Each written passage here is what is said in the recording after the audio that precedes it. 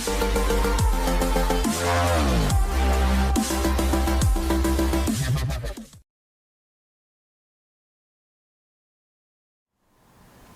afternoon, Colin here with Techout, and today we're going to be looking at the Xiaomi BlackShark 5 gaming phone.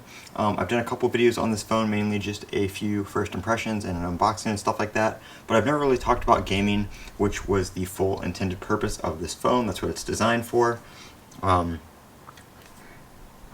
As you can tell by the RGB and everything, it is a full-on gaming phone, and I haven't really played. I'm not really a mobile gamer. I just kind of got this just because it looked cool and stuff like that, but I have been playing Call of Duty Mobile and Hill Climb Racing right here. Hill Climb Racing isn't really a, too much of a demanding game. Call of Duty Mobile, a little bit more so. Call of Duty Mobile can run up to 90 hertz on the screen. Hill Climb only supports up to 60. Now this is a 144 hertz screen, so that is limited by the game itself or the application itself. But Call of Duty Mobile runs excellent on here. As you can see here, we have 90 hertz right there, 90 frames per second. It will display that. You can turn that on or off so you can see your frame rate. Very nice. Best part about this phone is the pop-up triggers right here for when you're in a game. I have these set to like shoot and aim in Call of Duty Mobile, and just gas and brake in Hill Climb Racing, and it works great.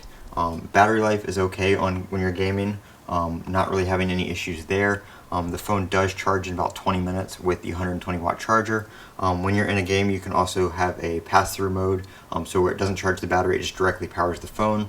If you're going to be doing extended gaming sessions and you don't want to charge the battery, you can do that. But I've played plenty of rounds, probably 3 or 4 rounds of Call of Duty Mobile, and that uses about 10 to 15% of the battery. So it's not horrible, but obviously using applications like that is going to drain the battery faster than if you're just using it as a regular phone on your social media apps and that kind of stuff. But performance, very, very good. This is the Snapdragon 870 model. It's not the Pro that has the Snapdragon 8 Gen 1. And even on this, the performance is still very good. Really can't beat this device for the $500 I paid for it.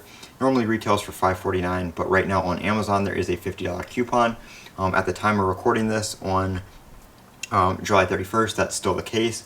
So I don't know how long that's going to go for, but there is a $50 coupon on all those devices, on all the BlackShark devices, at least the BlackShark 5 on Amazon. So I will link that down in the description if you want to check one of these out.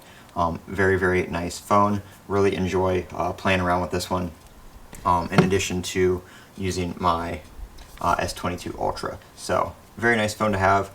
Very good experience so far. I'm Colin with Techout. If you guys have any questions, leave them down in the comments section below. And as always, have a great day.